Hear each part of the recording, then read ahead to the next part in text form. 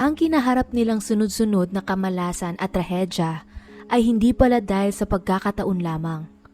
Lingid sa kanilang kaalaman, may kasama silang tusong halimaw na handang gawin ang lahat, mabura lamang sa kanyang landas ang mga taong kinukonsidera niyang karibal.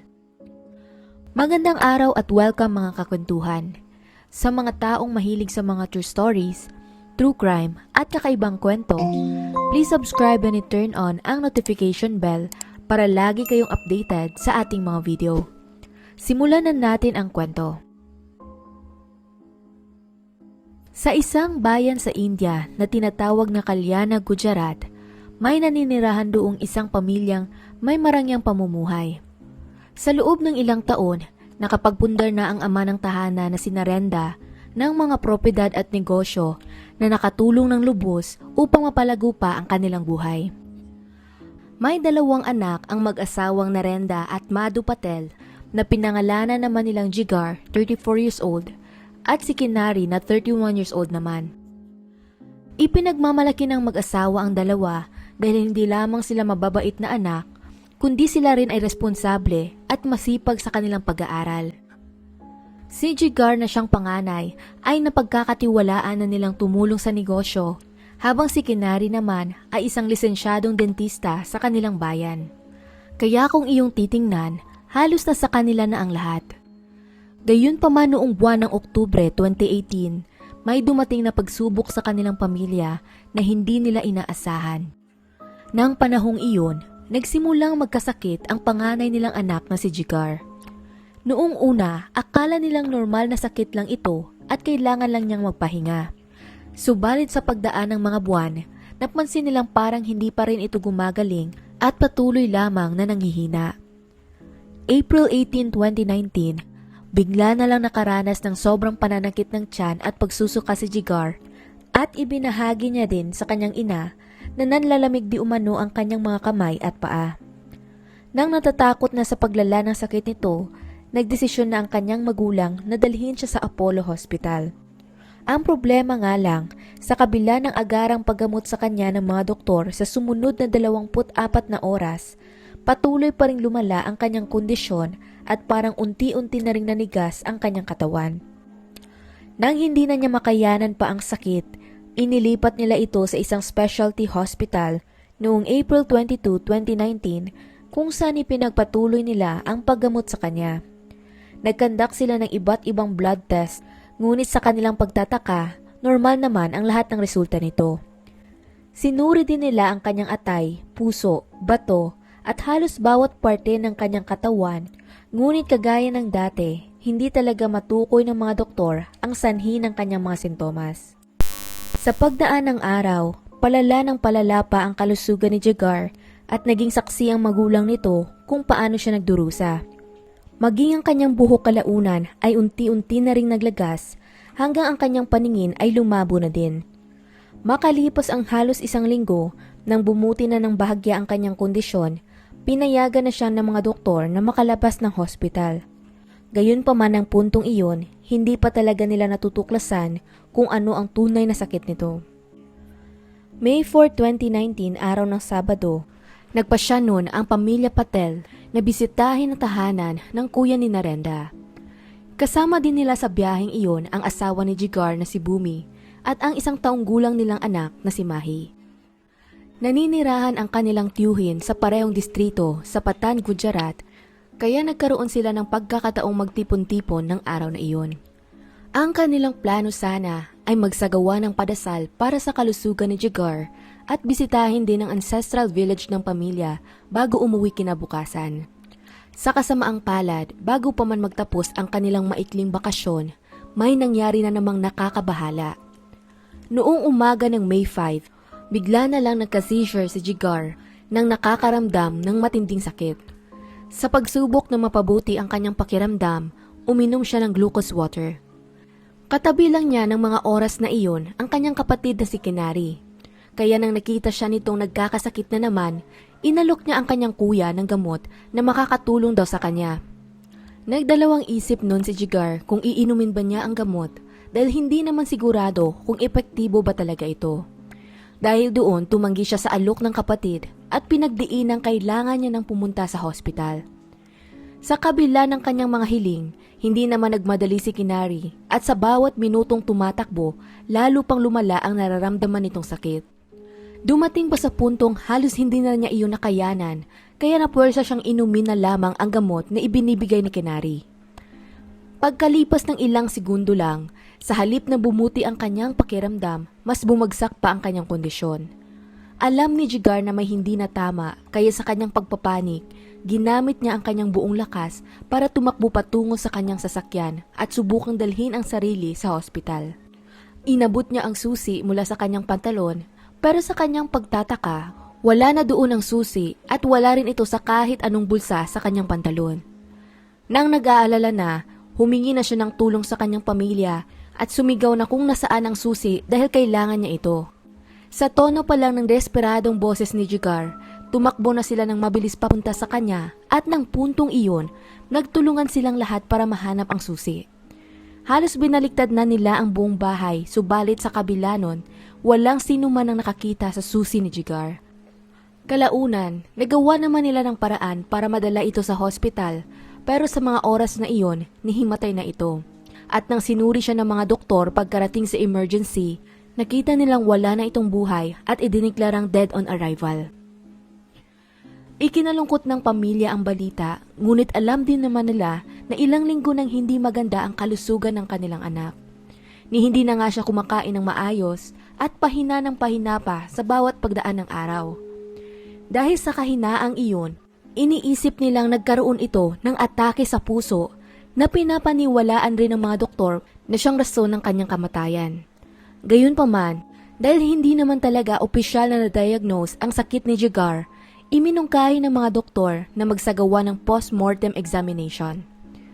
Sa karamihan ng mga kaso, may option naman talaga ang pamilya na skip ang post-mortem exam kung naniniwala silang hindi na ito kailangan. Kaya sa paniniwalang isang natural na sakit lamang ang ikinamatay ng kanilang anak, tumanggi silang ipa-autopsy ito. Nagdusa na di umano si Jigar ng mahabang panahon, kaya ayaw nilang madagdagan pa ito sa pamamagitan ng pagsusuri ng kanyang katawan. Sa makatuwid, sa inisyong death certificate ng hospital, ang nakalagay na cause of death ni Jigar ay heart attack lamang at wala ng iba pang detalye. Pagkatapos ng trahedya, napuno ng kalungkutan ang tahanan ng mga Patel. Naapektuhan sila ng lubos dahil sa nangyari, lalo na ang naiwang asawa ni Jigar na si Bhumi. Sa paglipas ng araw, sinubukan ng pamilyang ipagpatuloy ang buhay, pero 25 araw pa lamang ang dumaraan pagkatapos ng pagkamatay ni Jigar noong May 30, may kakaiba na namang nangyari. Nang panahong iyon, si Bhumi naman ang nagsimulang makaramdam ng parehong sintomas katulad ng naranasan ng kanyang mister. Nagkaroon rin ito ng mga seizures hanggang sa bigla na lang lumabo ang kanyang paningin. Nang hindi na nagsasayang pa ng oras, nagpasya na ang pinsan ni Jigar na dalhin si Bhumi sa hospital kung saan sumunod din doon ang iba pa nilang mga kamag-anak. Hindi pa sila nakaka-recover sa pagkawala ni Jigar kaya ayaw nilang may masamang mangyari din sa asawa nito. Habang isinusugod ng iba sa hospital si Bhumi, naiwan naman ang mga magulang ni Jigar at si Kinari sa bahay upang bantayan ang anak ng mag-asawa na si Mahi. Pero nang hindi pa tumatagal ng ilang oras, narinig na naman nilang sumisigaw si Kinari at humihingi ng tulong. Ayon sa kanya, bigla na lang daw niyang nakitang nagkaroon ng seizure ang bata habang ito ay natutulog sa kanyang kuna. Mabilis na dinala ng pamilya si Mahi sa hospital at sinuri din siya kaagad ng mga doktor. Pero di tumagal, ibinigay nila ang nakakalungkot na balita na ito ay pumanaw na rin. Sa ikalawang pagkakataon, para na naman silang sinakluban ng langit. 2 mahal sa buhay na nila ang nawawala sa loob lamang ng 1 buwan at ngayon nasa critical pang kondisyon si Bhumi. Pero ni hindi man nga lang nila alam kung bakit nangyayari ang trahedyang ito. Sa mga sumunod na araw, ginawa ng mga doktor ang lahat para ma-stabilize ang kondisyon ni Bhumi. At sa kabutihang palad, may nakita naman silang mabuting resulta. Nang puntong iyon, bagaman nagawa nilang mailigtas ang buhay ni Bhumi, mahigpit pa rin inirekomenda ng mga doktor na magsagawa ng post-mortem examination kay Baby Mahi. Subalit kagaya ng dati, Tumanggi pa rin ang mga ito. Paliwanag pa ni Narendra at Madhu, premature daw nang ipinanganak si Mahi. Dahil doon, naniniwala silang hindi na talaga sigurado ang buhay nito sa simula pa lamang. Madalas di umano itong nangihina at regular ding nangangailangang uminom ng gamot, kaya para sa kanila, iyon din ang dahilan kaya ito nagkakasakit. Sa huli, nang umaasang mabigyan ito ng kapayapaan, nagpasya na lamang silang ilibing ang katawan nito sa halip na i-cremate. Nang puntong iyon, hindi na maitakwil ni Narendra sa kanyang pag-iisip ang mga kakaibang ideya sa nangyari sa kanyang anak at apo. Sunod-sunod na ang trahedya sa kanilang pamilya at medyo mahina pa din at kailangan pang i-monitor ng mabuti si Bhumi. Dahil doon, iminungkahi nito sa manugang na bumalik na lang muna sa tahanan ng kanyang mga magulang sa pag-iisip na baka mas makakabuti iyon sa kanya. Nang sumang-ayon si Bhumi, sinundo ito ng kanyang ama ng parehong araw at dinala pa uwi sa sarili nilang bahay. At nang wala na ang kanyang manugang, mas naging alerto pa si Narendra sa kanyang paligid at sa bawat tao sa kanilang tahanan. Inobserbahan nito ang lahat ng mga nangyayari sa loob sa mga sumunod na araw at doon na siya may napansin na kakaiba. Ang lahat ng tao sa bahay ay makikita mong nagluluksa at nalulungkot maliban lamang sa isa, ang kanilang anak na si Kinari. Hindi kagaya ng iba, parang hindi man lang ito apektado sa trahedyang nangyari sa kanilang pamilya. Kalmado lang ang mukha nito na parang wala man lang ipinapakitang emosyon. Bukod pa doon, madalas niya rin itong nakikitang patawa-tawa pa habang nakikipag-usap sa kanyang mga kaibigan sa telepono. Naaalala niya rin na noong araw na isinugod nila si Mahi sa hospital, parang hindi din ito nagpakita ng pag-aalala sa sarili niyang pamangkin. Sa katunayan, nakita pa nga niya itong tumatawa ng araw na iyon na para bang isang biro lamang para sa kanya ang buong sitwasyon. Sa loob ng ilang araw, pinag-isipan ni Narendra ang lahat ng bagay na ito ng malalim hanggang sa nagkalakas loob na siyang kumprontahin ito. Tinanong niya si Kinari ng diretso kung hindi ba siya nalulungkot sa pagkamatay ng kanyang kapatid at pamangkin, at na kung iyon ba ay dahil may kinalaman siya sa pagkamatay nila. Napalibutan sila ng katahimikan ng ilang segundo pero hindi naging handa si Narendra sa magiging sagot ng anak. Nang may konting pag-aalinlangan, sinabi ni Kinari na tama ang kanyang hinala na siya nga ang pumatay kina Jigar at Mahi. Inamin niya rin na plano niya din sanang patayin si Bhumi, pero yun nga lang hindi niya na ito nagawa dahil pinadala ito ng kanyang ama pabalik sa kanyang mga magulang.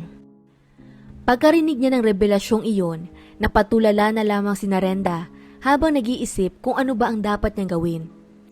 Tinitimbang niya sa kanyang isipan kung hahabulin ba niyang makakuha ng hustisya para kina Jigar at Mahi o di naman kaya poprotektahan ba niya si Kinari na mapunta sa kulungan. Sa kabutihang palad, mahirap man sa kanya, pinili nitong gawin ang tama. Nang parehong araw, nagpasya siyang pumunta sa pulisya upang mag-file ng report at sinabi sa kanila ang lahat ng natuklasan niya. Inamin ni Kinari sa kanyang ama ang ginawa niyang krimen, pero ayon sa kanya ng panahong iyon, hindi pa niya naiintindihan ang pagkaseryoso ng kanyang mga ikinilos. Sa kabila nito, wala daw siyang naramdamang kahit anumang konsensya, kaya hindi niya pinigilan ng kanyang ama na pumunta sa pulisya.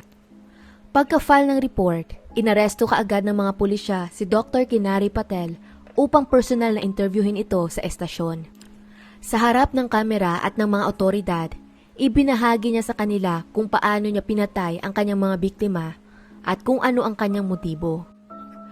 Base sa kanyang salaysay, lumaki daw silang magkasama ni Jigar mula pa pagkabata at ibinigay naman ng kanilang mga magulang ang lahat ng kanilang pangangailangan. Pagka-graduate ni Jigar sa kolehiyo, siya na ang namahala sa mga responsibilidad sa kanilang pamilya at tumutulong din ito sa kanilang ama sa negosyo. Samantalang si Kinari naman ay naging dentista pagkatapos ng kanyang pag-aaral. Noong ang dalawa ay bata pa, sobrang malapit di umano sila sa isa't isa. Pero habang sila ay tumatanda, doon naman mas naging madalas ang pagkakaroon nila ng hindi pagkakaunawaan. Nang puntong iyon, pakiramdam ni Kinari, hindi sila tinatrato ng patas ng kanyang mga magulang. Para sa kanya, hindi siya binibigyan ng mga ito ng sapat na atensyon at halos hindi din siya pinapansin ng iba pa nilang mga kamag-anak. Sa kanyang mga mata, kay Jigar lang umiikot ang mundo ng kanyang mga magulang na sa kalaunan, ang mga di pagkakaunawaan at pagseselos niya sa kanyang kapatid ay lumaki pa ng lumaki. Nang nagpakasal si Jigar kay Bhumi, ang pakiramdam ni Kinari noon lalo pa siyang napag-iwanan. Isang dentista din si Bhumi, kaya nakikita niya ito bilang personal at professional na karibal. Ang tensyon sa kanilang tahanan noon ay napakamataas na at ngayon pakiramdam ni Kinari maging sa kanyang karera nalalamangan din siya ni Bhumi. Minsan nakikipagtalo pa nga siya rito kahit sa mga maliliit na bagay lamang upang patunayan na siya ay mas magaling sa kanya. Pagkasilang ng pamangkin niyang si Mahi, nagselos din si Kinari sa bata.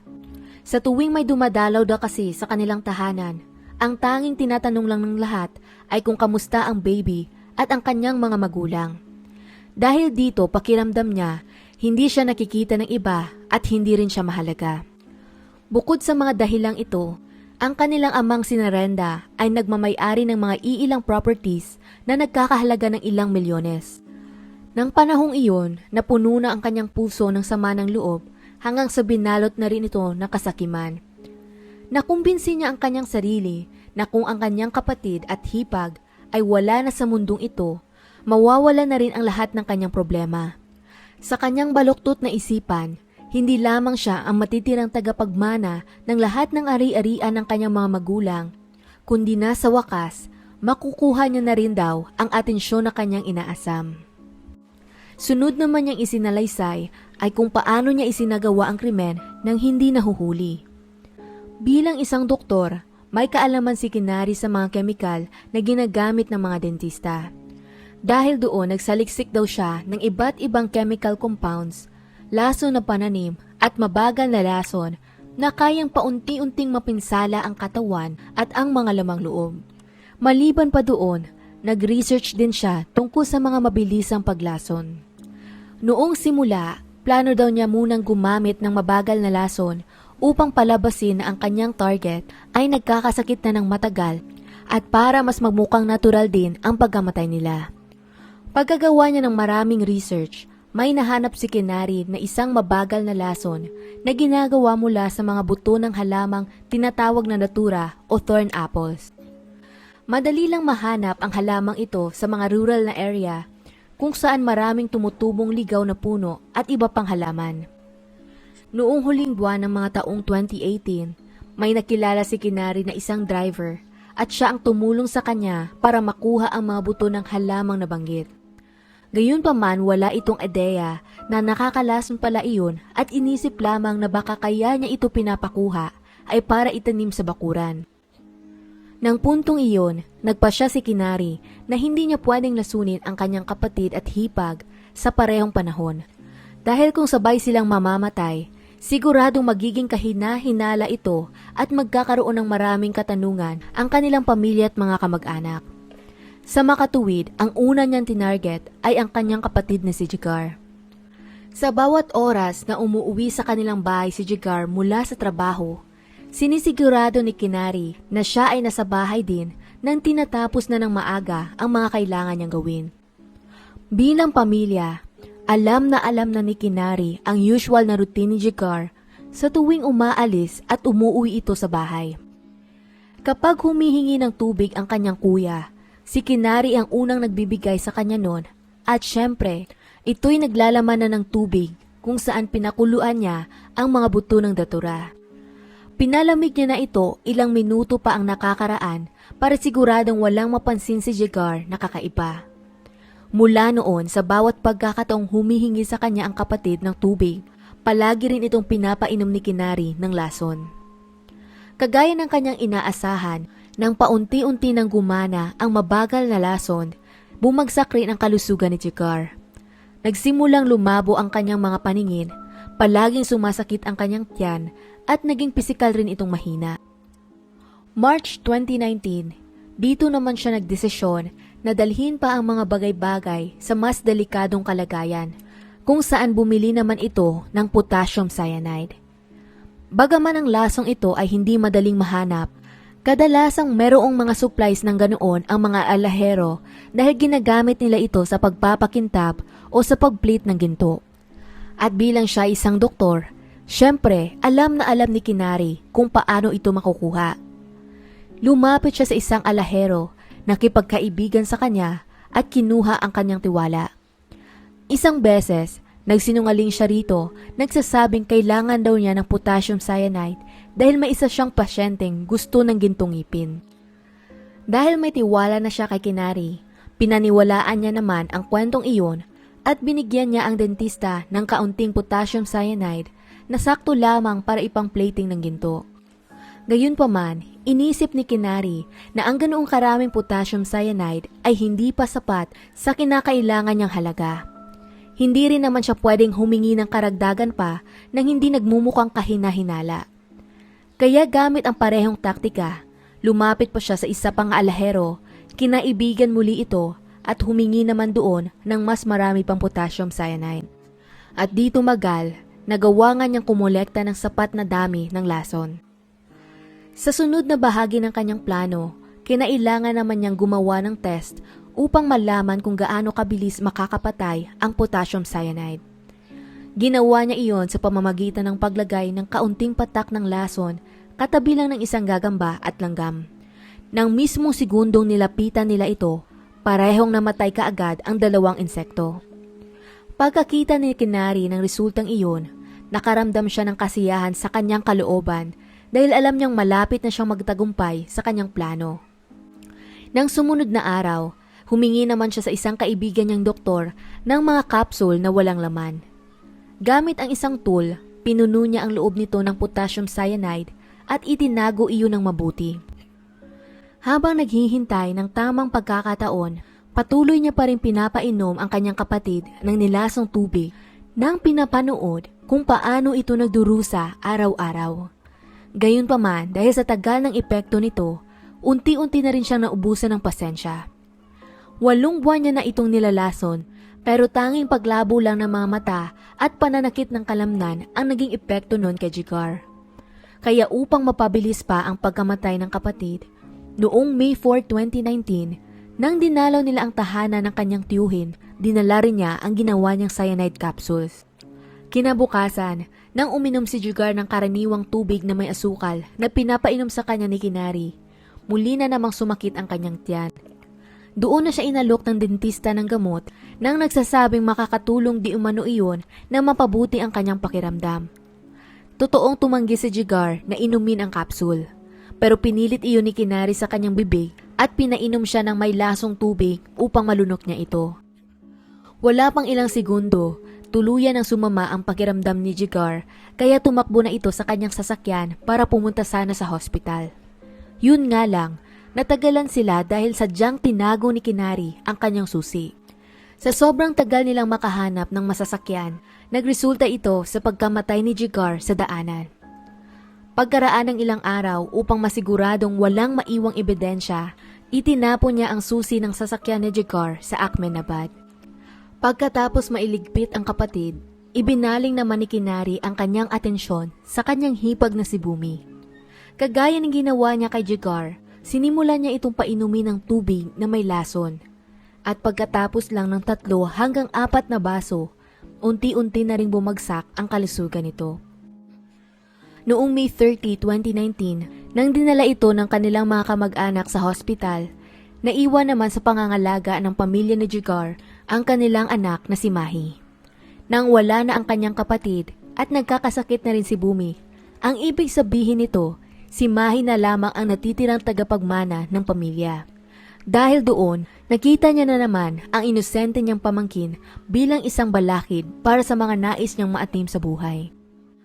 Upang tapusin ang buhay ng bata, nilagyan niya ng isang capsule ng cyanide ang bibig nito habang ito'y natutulog. Nang natunaw na ang capsule at pumasok sa sistema ng bata ang lason, doon na ito mabilis na nanggaliiti sa sakit hanggang sa unti-unti itong nawala ng hininga.